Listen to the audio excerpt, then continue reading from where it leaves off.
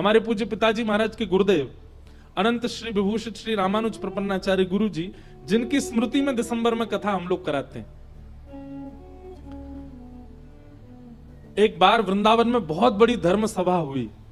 मैं तो केवल 6 महीने का था जब गुरुदेव भगवान प्रस्थान कर गए थे, मुझे ज्यादा उनका अनुभव नहीं। तो एक बार वृंदावन में बहुत बड़ी धर्म सभा हुई और उस धर्म सभा में हरिद्वार, वृंदावन, अयोध्या, काशी, सब जगह से बड़े बड़े विद्वान और संतों का आगमन हुआ और उस धर्म सभा का अध्यक्ष बनाया गया पूज्य गुरुदेव भगवान को। पूज्य गुरु जी, हजारों की तादाद में भीड़ बैठी थी, बड़े बड़े संत ऋषि, काशी, अयोध्या। और ये बात हम बता रहे हैं लगभग 35 साल पुरानी, हमने भी सुनी है पूज्य पिताजी से, पूज्य महाराज जी से, मलुकपीठ वाले महाराज जी से। मलुकपीठ वाले महाराज जी भी कुछ समय अध्ययन किए भागवत जी का पूज्य गुरु जी से। तो उस सभा में हजारों की भीड़ और मंच पर एक से एक बड़े बड़े विद्वान सब बैठे हैं। और हमारे गुरु जी, पिताजी महाराज के गुरु जी, वो जैसे ही आए तो इतने सामान्य रहते थे कि पिताजी कभी उनके वस्त्रों पर यदि प्रेस करवा देते थे ना, तो गुरुजी उन कपड़ों को कुएं के पानी से धो के, निचोड़ के, सुखा के फिर पहनते थे। बोले हमको ज्यादा चटक मटक मत पहनाओ। हमारी माता जी कभी ज्यादा अच्छा भोजन बनाती तो रोटी और सब्जी में पानी मिला देते। क्यों?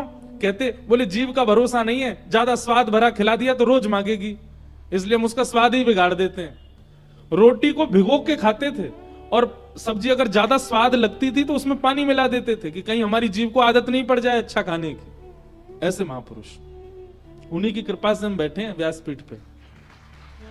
तो उस धर्म सभा में पहुंचे। अब उनके वस्त्र ऐसे थे, वो चलते फिरते भी ऐसे थे कि देखने में लगता था कि कोई सामान्य व्यक्ति है। तो जैसे ही वो आगे आने लगे, बार बार मंच से उच्चारण हो रहा था, सेवा कुंज वाले गुरुजी श्री रामानुज प्रपन्नाचार्य गुरुजी अगर आ गए हो तो मंच पे आ जाएं, वे अध्यक्ष हैं आज के उत्सव के। अब वो जैसे ही आगे आने लगे तो 4-5 लोगों ने उनके वस्त्र आदि देख के सोचा ऐसी कोई दीन हिंसा व्यक्ति है, वहीं बैठा दे, यहीं बैठ जाओ, कहां जा रहे हो आगे। तो गुरुजी बेचारे पीछे ही बैठ गए। बहुत देर हो गई सब प्रतीक। अब वो उठ के कहना तो चाह रहे भाई मैं ही अध्यक्ष हूं, लेकिन इतनी दीनता, सरलता, वहीं बैठ गए। उनको किसी ने आगे आने नहीं दिया। सभा प्रारंभ हो गई। अब सभा में किसी ने कहा बोले भैया सेवा कुंज वाले गुरुजी को देख के आओ, अभी तक आए नहीं। एक महापुरुष निकल के पीछे से जाने लगे, तभी देखा तो जहां हजारों लोगों ने जो आए थे सबने चप्पलें उतार रखी थी, उन्हीं बीच में गुरुजी बैठे थे और चुपचाप बैठ करके वहीं से सुन रहे थे सभा को। जो महापुरुष गए ना, उनके नेत्र सजल हो गए, दंडवत हो गए। बोले आपकी दीनता को प्रणाम है गुरुदेव। ये बात हम क्यों बता रहे हैं? क्योंकि उनका उद्देश्य संसार को रिझाना है ही नहीं। अगर होता तो बन के रहते, ठन के रहते, आगे बढ़ के रहते। उनका उद्देश्य श्री हरि को रिझाना है। पूतना कहां पीछे रह गई? वो संसार को रिझाने की भावना से आई थी। वो गोकुल वासियों को, भगवान की मैया को और सब रिश्तेदार नातेदार उसके रूप पर रीझ करके उसको ठाकुर जी के पास ले जाए, इसलिए तो वो सुंदर बन के आई थी। उसका उद्देश्य भगवत प्राप्ति या भगवत प्रसन्नता नहीं था। होता भी कैसे राक्षसी है। पर हम उससे यह सीखें कि लोक रंजन की भावना यदि है तो याद रखिएगा कृष्ण रंजन नहीं हो पाएगा, और कृष्ण रंजन की भावना होगी तो लोक रंजन बिल्कुल नहीं हो पाएगा। आप सामान्य ही रहोगे, आप सहज ही रहोगे, आप सीधे साधे ही रहोगे, आपसे बनावटी हो ही नहीं पाएगा। पूतना का दुर्भाग्य था कि इतने पास आकर के भी ठाकुर जी के नेत्रों की अधिकारिणी नहीं बन पाई पूतना।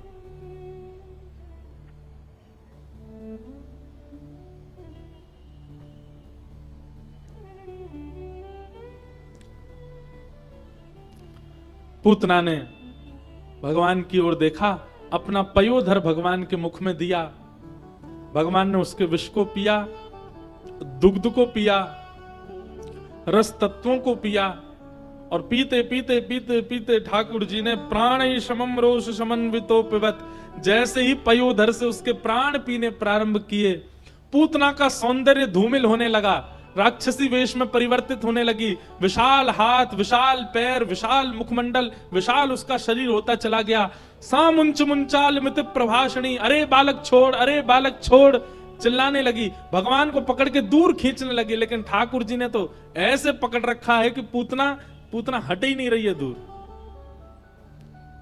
अंत तो गत्वा, भगवान ने जब पूतना के प्राण पी लिए, प्राण पी करके जब उसके प्राण निकल गए, धड़ाम से गिरी, तब ठाकुर जी ने छोड़ा। हमारे पूज्य पिताजी कहते हैं कि ठाकुर जी कह रहे हैं, मौसी जी हम तो ठिकाने लगा के ही छोड़ेंगे। कोई आ जाए हमारे बट में, चाहे भक्त आ जाए चाहे राक्षस आ जाए, जब तक दारी के ठिकानों नहीं लगा देंगे तब तक चैन ना हिले। और ठाकुर जी ने पूतना का वध कर दिया। बोलो पूतना मर्दन भगवान की। होवे सो चटक मटक सो ठाकुर, तीनों लोकन हूँ मैं नाय। हाँ लोकन हूँ मैं नाय, तीनों लोकन हूँ मैं नाय। हाँ लोकन हूँ मैं नाय, तीनों लोकन हूँ मैं नाय। होवे सो चटक मटक सो ठाकुर, तीनों लोकन हूँ मैं नाय। सो चटक मटक सो ठाकुर, तीनों लोकन। अभी तो लाला केवल छेदना को है, छेदना में ही चटक मटक है गए हुए। 1 वर्ष को 1.5 वर्ष को है कि तो जन कहा करेगा भैया। होवे सो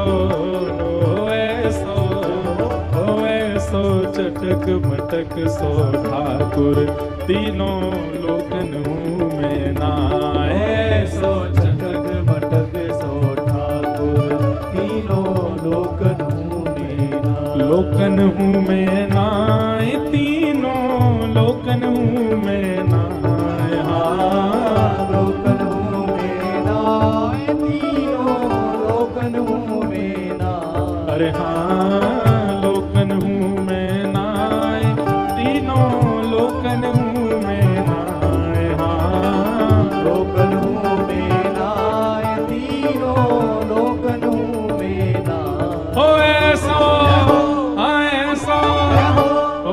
सो चटक मटक सो ठाकुर, तीनों लोकन हूँ मैं नाय। सो चटक मटक सो ठाकुर, तीनों लोकन हूँ मैं नाय। सो चटक मटक सो ठाकुर, तीनों लोकन हूँ मैं नाय। सो चटक मटक सो ठाकुर, तीनों लोकन हूँ मैं। कैसे हैं ठाकुर जी? तीन ठौर ते टेढ़ो दिखे, तीन ठौर ते टेढ़ो ही दिखे। नटकी सी चलगत ये सीखे, नटकी सी चलगत ये सीखे। टेढ़े नैन चलावे तीखे, नैन चलावे तीखे। सब देवन को देव, हाँ सब देवन को देव। सब देवन को देव, तो ये ब्रज में घेरे गाय। हाँ सब देवन को देव, तो ये ब्रज में घेरेगा।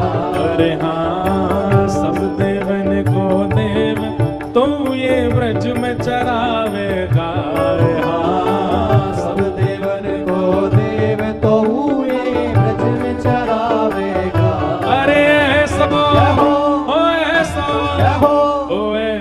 चटक मटक सो ठाकुर, तीनों लोकन हूँ मैं नाय। सो चटक मटक सो ठाकुर, तीनों लोकन हूँ मैं नाय।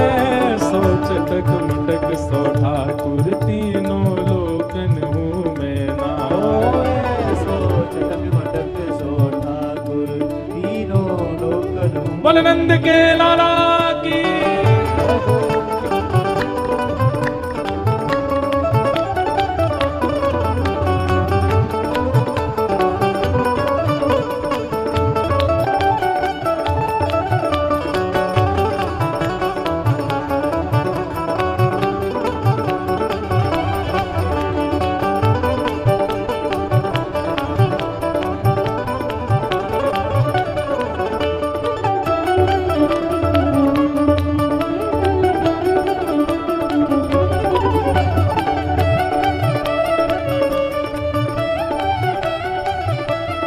कैसे हैं? ओ बड़े बड़े असुरन को मारो, बड़े बड़े असुरन को मारो, नाग कालिया पकड़ पछाड़ो, नाग कालिया पकड़ पछाड़ो, 7 दिनन तक गिरिवर धारो, 7 दिनन तक गिरिवर धारो, 7 दिनन तक गिरिवर धारो। 7 दिनन तक गिरिवर धारो। बड़े बड़े असुर मारे, पूतना आदि, कालिया नाग को ऐसे नथ दियो महाराज की जैसे इनको ही भैया हो, और 7 दिना तक गिरवर रुई की फोहा की तरह 7 कोस लंबो चौड़ो गिरिराज उठा लियो। इतने बलवान है, लेकिन फिर भी ब्रज में कहा स्थिति है? ऐसो बली तो, हाँ ऐसो बली तो खेलन में ग्वालन से पिट जाए, हाँ ऐसो बली तो खेलन में ग्वालन पे पिट जाए, अरे हाँ ऐसो बली तो खेलन में ग्वालन से पिट जाए, हाँ ऐसो बली तो खेलत में ग्वालन पे पिट जाए। अरे ऐसो चटक मटक सो ठाकुर तीनों लोकन हूँ मैं ना, ऐसो चटक मटक सो ठाकुर तीनों लोकन हूँ मैं ना, ऐसो चटक मटक सो ठाकुर तीनों लोकन हूँ मैं ना, ऐसो चटक मटक सो ठाकुर तीनों लोकन हूँ मैं। और हे रूप छवि लो है ब्रज सुंदर, रूप छवि लो है ब्रज सुंदर, रूप छवि लो है ब्रज सुंदर, रूप छवि लो है ब्रज सुंदर, पर बिना बुलाए डोले घर घर, बिना बुलाए डोले घर घर, बिना बुलाए डोले घर घर। बिना बुलाए और कौन है? घर घर, हाँ ब्रज गोपी प्रेमिन को चाकर, ब्रज गोपी प्रेमिन को चाकर, ब्रज गोपी प्रेमिन को चाकर, हाँ ब्रज गोपी प्रेमिन को चाकर, हाँ ब्रज गोपी प्रेमिन को चाकर। ऐसो प्रेम बढ़्यो माखन की चोरी करके खाए, हाँ ऐसो प्रेम बढ़ो माखन की चोरी करके खाए, अरे हाँ ऐसो प्रेम बढ़्यो माखन की चोरी करके खाए, हाँ ऐसो प्रेम बढ़ो माखन की भुजा उठा के कहो, ओ ऐसो, ओ ऐसो, ओ ऐसो चटक मटक सो ठाकुर तीनों लोकन हूँ मैं ना, ऐसो मटक सो ठाकुर तीनों लोकन हूँ मैं ना, हाँ ऐसो चटक मटक सो ठाकुर तीनों लोकन हूँ मैं ना, ऐसो चटक मटक सो ठाकुर तीनों लोकन हूँ मैं ना। गोविंद बोलो हरि गोपाल बोलो, गोविंद बोलो हरि गोपाल बोलो, ब्रज के कुमार हरि गोविंद बोलो, ब्रज के कुमार हरि गोविंद बोलो, ब्रज के कुमार हरि गोविंद बोलो, ब्रज के कुमार हरि गोविंद बोलो, हरि गोविंद बोलो गोपाल बोलो, गोविंद बोलो हरि गोपाल बोलो, हरि गोविंद बोलो हरि गोपाल बोलो, गोविंद बोलो हरि गोपाल बोलो, ओ नंद जी के लाला हरि गोविंद बोलो, नंद जी के लाला हरि गोविंद बोलो, ओ यशोदा के लाला हरि गोविंद बोलो, यमुना के लाला हरि गोविंद बोलो, हरि गोविंद बोलो गोपाल बोलो, गोविंद बोलो हरि गोपाल बोलो, गोविंद बोलो हरि गोपाल बोलो, गोविंद बोलो हरि गोपाल बोलो, हरि गोविंद बोलो गोपाल बोलो, गोविंद बोलो गोपाल बोल कृष्ण कन्हैया लाल की। 6 दिना के नेक से लाला ने इतनी विशाल पूतना को वध कर दियो। बोल पूतना मर्दन भगवान की। कैसे हमारे ब्रज के नंदन हैं। बैठ जाओ सब लोग। ठाकुर जी ने पूतना को वध कियो। धीरे धीरे ठाकुर जी और बड़े भय। अच्छा एक बात, इतनी बड़ी बड़ी लीला ठाकुर जी कर रहे हैं, पर ब्रजवासीन को नेक भी संदेह ना होवे कि जे भगवान है।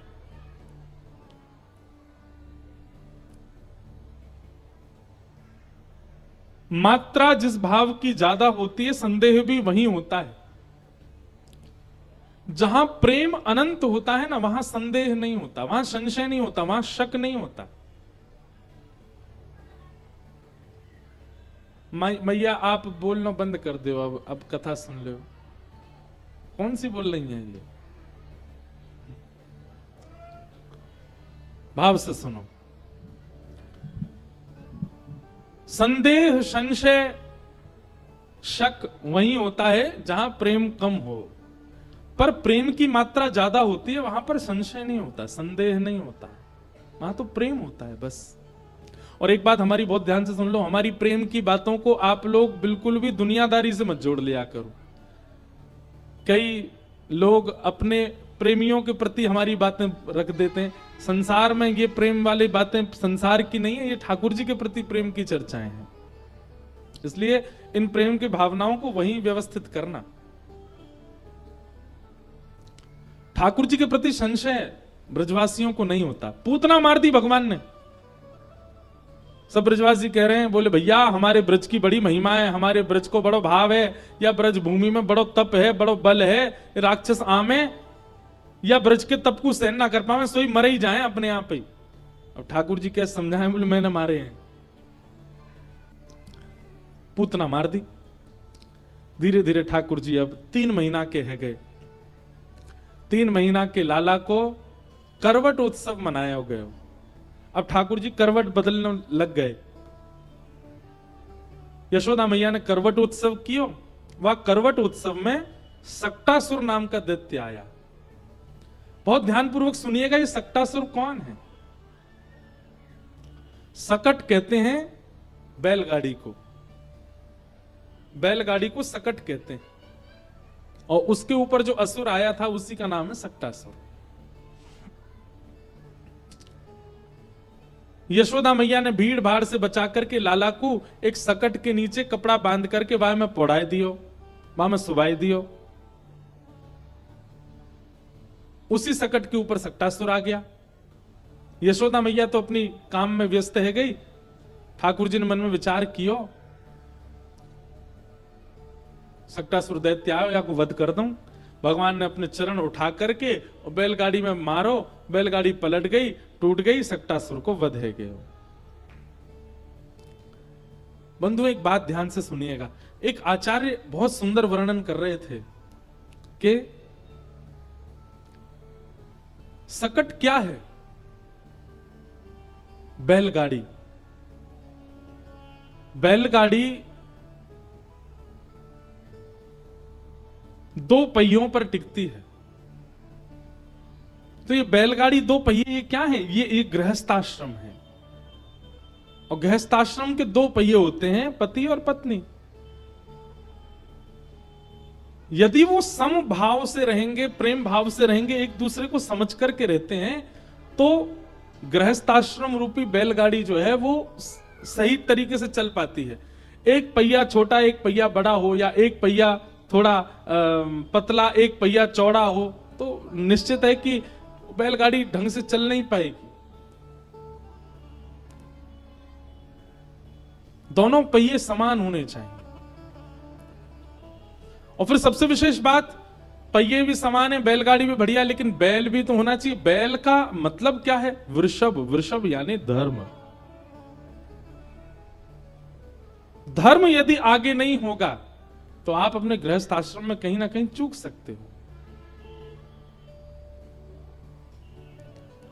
बिना धर्म के यदि बैलगाड़ी खड़ी है तो निश्चित है कि श्री ठाकुर जी अपने पाद प्रहार से उस गृहस्थ आश्रम को अपने से दूर रखेंगे, उसको स्वीकार नहीं कर सकते। इसलिए धर्म युक्त होकर के बैलगाड़ी हो, वृषभ के सहित बैलगाड़ी हो, धर्म युक्त होकर के गृहस्थ आश्रम हो।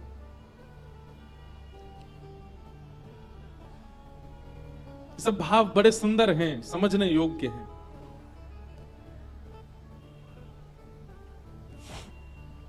भगवान ने सक्टासुर का वध किया। धीरे धीरे ठाकुर जी अब 1 वर्ष के हो गए।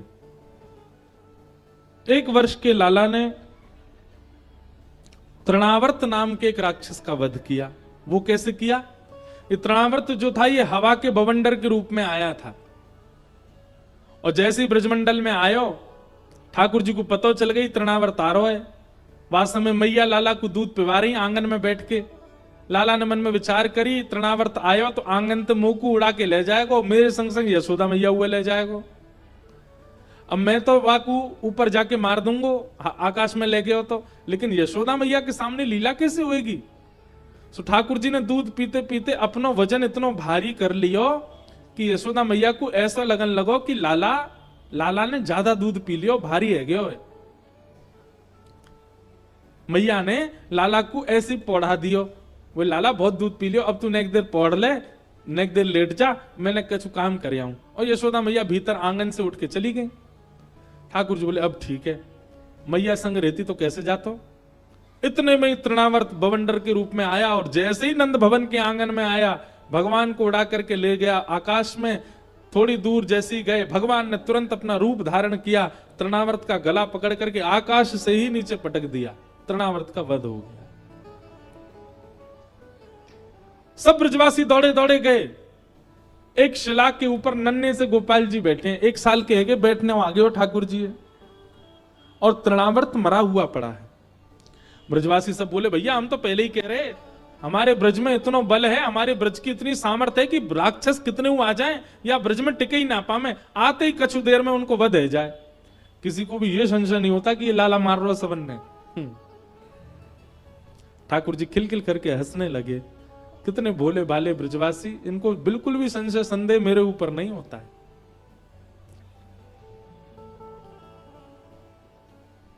मैया मन में विचार करने लगी, इतने राक्षस आ गए, जादना से लाला को जन्म भयो है, और देखो तो लाला 1 वर्ष को है गयो, अभी तक या को नामकरण संस्कार ना भयो। नंद रानी यशोदा नंद बाबा से जाके कह रही हैं, आप कुछ करो ना, हमारे कुल पुरोहित कब आएंगे, लाला को नामकरण संस्कार कब होएगा। नंद बाबा बोले देवी हमने सांडिल मुनि से बहुत निवेदन किया है, पर सांडिल मुनि कहीं बड़े व्यस्त हैं, आवे में बड़ी दिक्कत है, उनके अनुष्ठान चल रहे हैं, और वही हमारे कुलगुरु कैसे बुलावे। अब तभी खबर सुनाई दी कि ब्रज में श्री गर्गाचार्य जी महाराज आए हैं। अब देखो गर्गाचार्य जी जो है ना, ये वसुदेव जी के कुल पुरोहित हैं। नामकरण कुल पुरोहित से ही होना चाहिए, और श्री कृष्ण वास्तव में पुत्र वसुदेव जी के ही हैं। लेकिन नंद बाबा को यह बात थोड़ी पता है। नंद बाबा गए, गर्गाचार्य जी को प्रणाम किया, सब बात बताई, हमारे कुल पुरोहित सांडिल मुनि बड़े व्यस्त हैं, आ ही नहीं पा रहे हैं, बालकों का अभी तक नामकरण संस्कार नहीं हुआ, कृपा करके आप समय निकाल करके चलें और बालकों का नामकरण कर दें। गर्गाचार्य जी बोले ठीक है हम चलेंगे, और श्री गर्गाचार्य जी महाराज आए।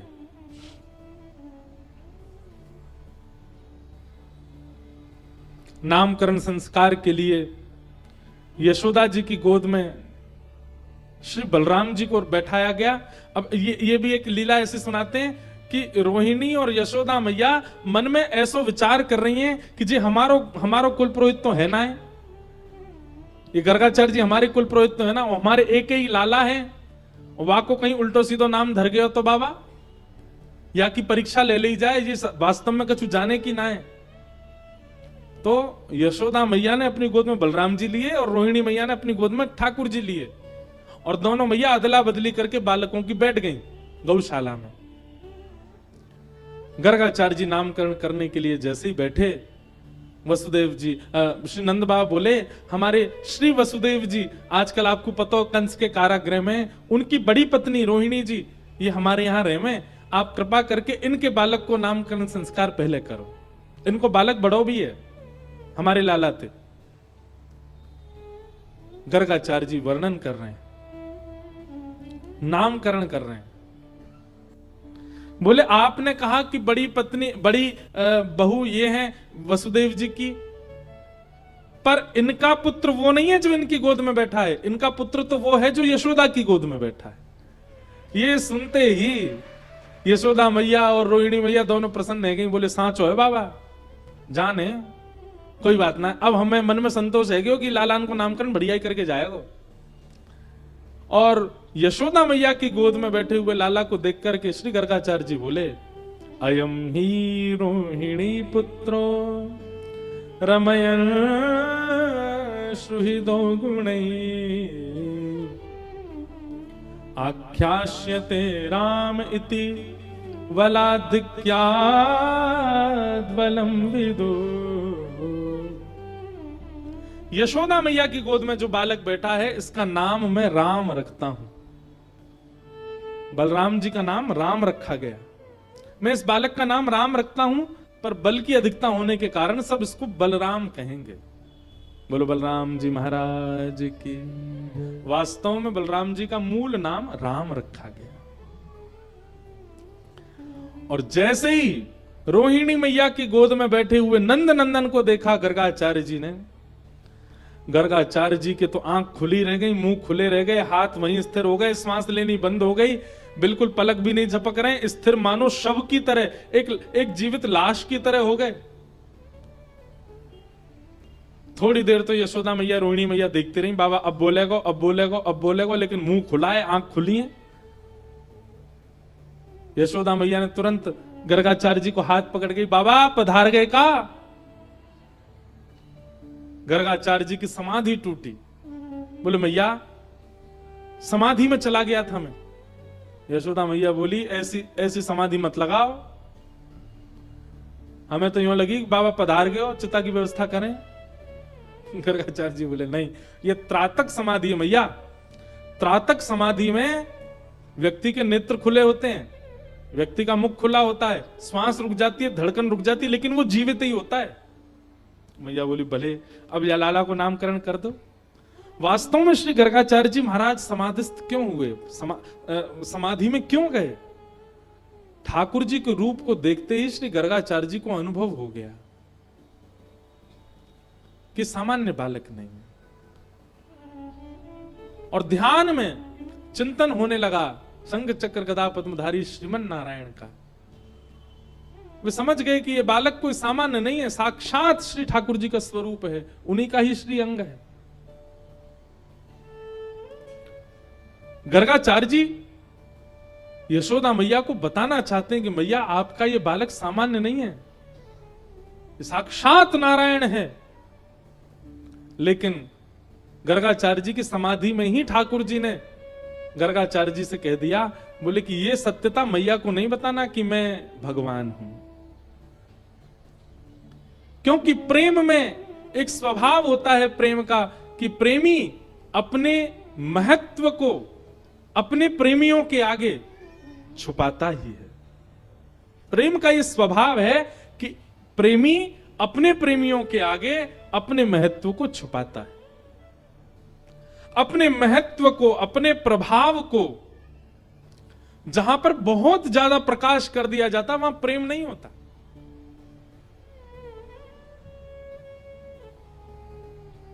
अपने महत्व को छुपाना यह प्रेम का स्वरूप है। श्री ठाकुर जी बोल रहे हैं, बोले गर्गाचार्य जी अगर आपने इन सबको बता दिया कि मैं परमात्मा हूं, तो ये वैसी लीला मेरे साथ नहीं करेंगे जैसी लीला ये अपने बालक के संग करना चाहते हैं। ये मेरे संग फिर भगवान जैसा बर्ताव करेंगे और वो मुझे स्वीकार नहीं। मैं तो इन ब्रजवासियों को प्रेम स्वीकार करवे आया हूं, या हमारे आप इनको मत बताइयो कि मैं परमात्मा।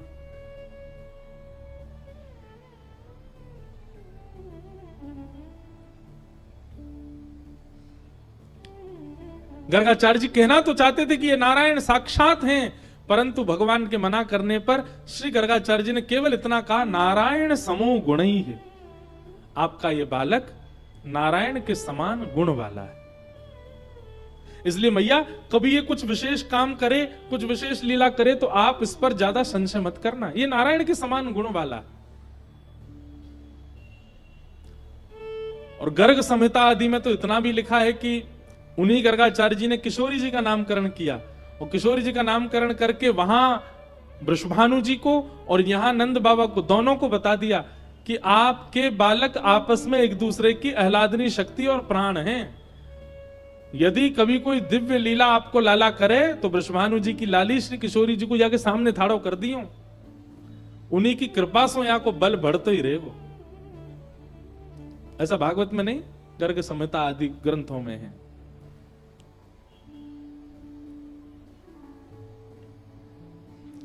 गर्गाचार्य जी ने छोटे लाला का नामकरण संस्कार किया, और क्या नाम रखा? आसन वर्णास्त्रयो ह्यास्य गुह्यतो नुयुगम तनु शुक्ले रक्तस्तथा पीत इदानीं कृष्णतां गत। मैया, आपका ये बालक कभी रक्त वर्ण का था, कभी श्वेत वर्ण का था, कभी पीत वर्ण का था। इस बार इसका वर्ण कृष्ण है, इसलिए इसका नाम भी मैं कृष्ण रखता हूं। बोलो कृष्ण भगवान की। कृष्ण, कृष्ण शब्द का अर्थ क्या होता है? बहुत ध्यान से सुनिएगा, सनातनी है आप लोगों को पता होना चाहिए। राम शब्द का अर्थ क्या होता है, कृष्ण शब्द का अर्थ क्या होता है? राम मतलब रमन्ते योगिनोस्मिन् इति रामः, जो योगियों के हृदय में रमण करता रहता उसको राम कहते हैं। मतलब जो शुद्ध हृदय वाले हैं, जो पवित्र आत्मा हैं, जिनके विचार में दूषितता नहीं है, ऐसों के चित्त में जो सदा रहते हैं उनको राम कहते हैं। श्री कृष्ण का मतलब क्या है? कृष्ण, कृष्ण के अनेक अर्थ हैं, परंतु वास्तव में कृष्ण वर्ण है। वर्ण मतलब कॉम्प्लेक्शन, त्वचा का जो वर्ण होता है, ये पंडाल का भी एक वर्ण है, आप सब का भी वर्ण है। तो कृष्ण एक वर्ण है। और कैसा वर्ण है? काले नहीं है ठाकुर जी, सांवले भी नहीं है ठाकुर जी। ठाकुर जी का रंग कैसा? ना काला, ना लीला, ना सांवला, कुछ विचित्र ही है, उसका वर्णन नहीं किया जा सकता, वो ऐसा वर्ण है। अच्छा, कभी कभी बताएं, पूर्णिमा की रात्रि पर जब आप चंद्रमा के आसपास के आप आकाश को जब देखोगे, एक संत बता रहे थे, पूर्णिमा का चंद्रमा जब होता है, और विशेष रूप से शरद पूर्णिमा का चंद्रमा, तो उस चंद्रमा के आसपास जो उसका प्रकाश से अंधेरा दिख रहा होता है, वो एक प्रकार का कृष्ण वर्ण होता है। मतलब ठाकुर जी का वर्ण तो काला है, पर उसमें से एक ओज प्रकाश जैसा निकलता रहता है, इसलिए वो काला स्पष्ट नहीं है, कृष्ण है। एक महापुरुष कह रहे थे कि विश्व में जितने रंग हैं, सब रंगों को मिला दो, घोल दो आपस में, जो रंग निकल के आएगा वो कृष्ण वर्ण है। ठाकुर जी का वर्ण कृष्ण। तो पहला अर्थ कृष्ण का वर्ण, दूसरा अर्थ कृष्ण का क्रस्तु भूवाचक, नस्तु निवृत्तिवाचक। बहुत ध्यान से सुनना। कृष्ण मतलब पृथ्वी पर रहने वाले को कृषि कहते हैं। पृथ्वी की सेवा करने वाले, पृथ्वी का पालन करने वाले को कृषि कहते हैं, किसान कहते हैं, उसी को संस्कृत में कृषि कहते हैं। एक प्रकार से केवल किसान को ही कृषि नहीं कहा जाता, पृथ्वी पर जन्म लेने वाले, पृथ्वी से अपना पालन पोषण करने वाले हर मानव को कृषि कहा जाता है, कृषि। और उस मानव रूपी कृष्ण का जिस नाम को गाने से निवृत्ति हो जाती है, उन्हीं का नाम है कृष्ण। समझ गए अर्थ? क्रस्तु भूवाचक, संधि विच्छेद कर दो कृष्ण का, तो क्रस्तु भूवाचक, णस्तु निवृत्तिवाचक। जिस नाम को गाने से पृथ्वी पर रहने वाले निवृत्त होते हैं, उनका नाम है कृष्ण। तीसरा अर्थ सुनो, कृष्ण का मतलब क्या है? कर्षतीति कृष्ण, मतलब जो आकर्षण करता है, जो अपनी ओर खींचता है, उसका नाम है कृष्ण। ठाकुर जी या तो अपनी रूप माधुरी से आपको खींच लेंगे। मैंने कहा कि भैया वृंदावन में जाके कोई यूं कहे कि मैं तो आंख पे पट्टी बांध लूंगा, देखूं ठाकुर जी मुझे कैसे खींचेंगे। बांध लो आंख पे पट्टी, ठाकुर जी बोलेंगे ऐसा कि उनका स्वर सुन के तुम खिंच जाओगे। आप कहोगे हम कानों में रुई लगा लेंगे, फिर कैसे खींचेंगे? तो आंखों से मत देखो, कानों से मत सुनो। ठाकुर जी बगल से निकल जाएंगे, उनके तन की सुगंधी अद्भुत होगी कि तुम उसी के पीछे चल दोगे। नाक बंद कर लो, नाक भी, आंख भी, कान भी, तीनों बंद कर लिए। अब कैसे खींचेंगे ठाकुर जी? बोले ठाकुर जी अपना अधरामृत आपके मुख में दे जाएंगे, उससे आप उनके हो जाओगे। आप कहोगे मुख भी बंद कर लिया, अब कैसे ठाकुर जी खींचेंगे? बोले श्री कृष्ण बगल में खड़े होकर के केवल आपको अपनी एक उंगली से छू देंगे, उनके स्पर्श से आप उनके हो जाओगे।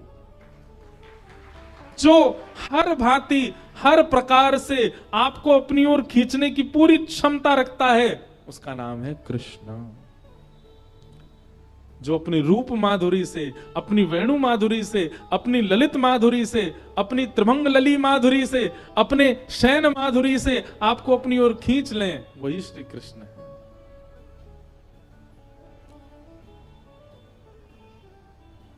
इसलिए भगवान का नाम रखा गया कृष्ण। ठाकुर जी का नाम कृष्ण रखा। अब धीरे धीरे लाला 3 बरस के है गए और 3 साढ़े 3 बरस की जैसी आयु भई लाला की, मानो शरीर में हड्डी नहीं है, स्प्रिंग है, स्प्रिंग। ऐसे उछलते हैं, ऐसे कूदते हैं, इतना उधम मचाते हैं, इतना उधम मचा, पूरी गोकुल की नाक में दम अधर कर रखा पूरा गोकुल ठाकुर जी ने, अकेले ठाकुर जी ने।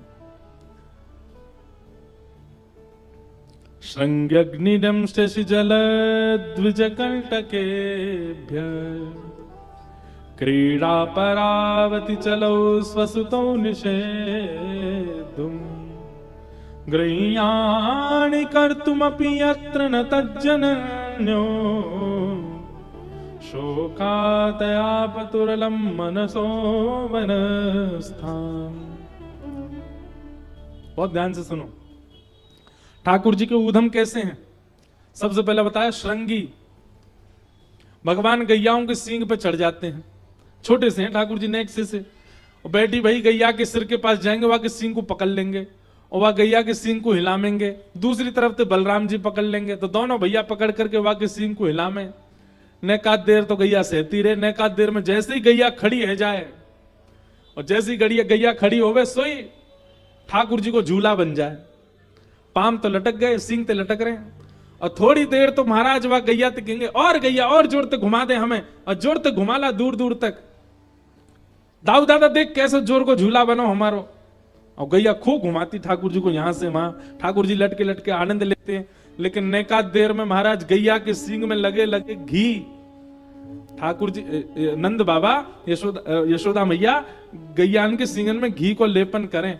सो नेक देर तो ठाकुर जी की मजबूती बनी रहे, नेक देर बाद जब ठाकुर जी के हाथ ढीले होने लग जाएं, घी के कारण चीखने हैं कि फिसलवे लग जाएं, सोई ठाकुर जी के अरे गैया रुक जा, अरे गैया रुक जा, बैठ जा, देख हम गिरवे वारे हैं, हम गिर गए तो 2 ही दांत निकल के आए, जब टूट जाएंगे, जल्दी बैठ जा। और गैया कहां बैठे, गैया को भी लगे कि लाला बड़े दिना में हाथ पड़े, आज तो ठिकाने लगाए कि छोड़ूंगी। अरे मैया देख, अरे बाबा देख तेरी गैया हमें मार रही है, अरे बाबा जल्दी आ जी, गैया हमें मार रही है, जल्दी बचाओ। ठाकुर जी बचाओ बचाओ चिल्ला में, नंद बाबा यशोदा मैया दौड़े, ओहो जल्दी चलो लाला गौशाला चलो गो, गैया के नीचे नहीं आ जाए। गैया देखे यशोदा मैया आवेगी, लाला को ले जाएगी, वास्ते पहले मैं अपना काम कर दूं। सो गैया क्या करे, ठाकुर जी को लेके वहां दौड़ के जावे जहां गोबर को ढेर पड़ो है, और गोबर के ढेर के ऊपर जाकर के ठाकुर जी के देख देख देख गैया अभी नहा के आया हूं मैं, मेरो श्रृंगार क्यों मैया ने यहां मत गिर दियो मैं। और गैया जोड़ जोड़ते अपने सिर हिलावे, सोई ठाकुर जी को हाथ छूट जाए और गरे गरे तक ठाकुर जी गोबर में धस जाए। केवल मुख बाहर है, बाकी सब लोग गोबर में धस गए। मैया के लाला, ओ कन्हैया कहां है तू? ठाकुर जी गोबर में चिल्ला, मैया यहां हूं मैं। मैया दौड़ के जावे, अरे लाला कितनो नभाव, एक तो 7 दिना में 1 दिना तो नहावे, और वहां नहावे के बाद में या गोबर में आके गिर जाए। मुंह को तो लगा लाला तू पूर्व जन्म को सूकर दिखे, घूम फिर के गोबर में ही खेलवे आ जाए। मैया ने लाला निकारे, और लाला निकार करके ऐसे दूर करके मैया चल रही है, पूरे गोबर में लदे हुए हैं। बोलो मैया तेने मुंह को दूर का कर रखो, गोद में बैठा ले। बोले हाँ, तेरो गोबर मुंह में लग जाएगा। सोई ठाकुर जी जोर जोर से रोने लगे। नंद बाबा बोले लाला कहा बे? बोले मैया मुंह को हृदय से नहीं लगा रही। अब तो मैं तब नहाऊंगा जब सब मुंह को हृदय से लगावेंगे। मतलब ठाकुर जी को भाव का है, मैं अकेलो गोबर में नहीं, सब समझाओ। नंद बाबा गले लगाए, वो गोबर में कर दिए। यशोदा मैया गोबर ते कर दी, दाऊ दादा भी गोबर में कर दिए, रोहिणी मैया को कर दी। जब सब गोबर में है गए तब ठाकुर जी बोले हाँ अब नहाऊंगो, अकेले गोबर में नहीं। ऐसी ठाकुर जी की लीला। अच्छा एक बात बताएं, ठाकुर जी ने सबसे पहला शब्द क्या बोला? अभी हम तो खैर आगे निकल गए लीला में, लेकिन ठाकुर जी ने जब बोलना सीखा तो सबसे पहला शब्द क्या बोला? श्री सूरदास जी की कई पंक्तियों को देखें तो वहां से पता चलता है। एक बार यशोदा मैया लाला को गोद में लेकर के बोली लाला कन्हैया, ने बोलियो मैया। सो ठाकुर जी मैया नहीं बोले, मैया की ओर देखते रहे। नंद बाबा आके बोले मैया ना बोले को, या मुंह दो मैं बुलवाऊं। गोद में लेके बाबा बोले अच्छा लाला बोलियो बाबा। ठाकुर जी नहीं बोले बाबा। इतने में बलराम जी आ गए, बोले ये पूरी तरह मेरे संग खेले, मेरो नाम बोले को। लाला को गोद में लेके बलराम जी बोले लाला बोलियो भैया। ठाकुर जी नहीं बोले। मैया ने फिर से गोद में ले ली, बोले ना ये मैया ही बोले को सबसे पहले, लाला बोल मैया। इतने में ही गौशाला की एक गैया सामने से जा रही। सो ठाकुर जी ने जैसे ही गैया देखी, सो नेक्स्ट से ठाकुर जी अपनी भुजा उठा करके बोले गैया। और जैसे ही ठाकुर जी ने कही गैया, अब तो यशोदा मैया ने नगाड़े बजवा दिए पूरे ब्रजमंडल में। अब तो सबरी गोपी आई हैं। सब गोपी बोली कहा भैया मैया? बोले आज मेरो लाला पहली बार बोलो है।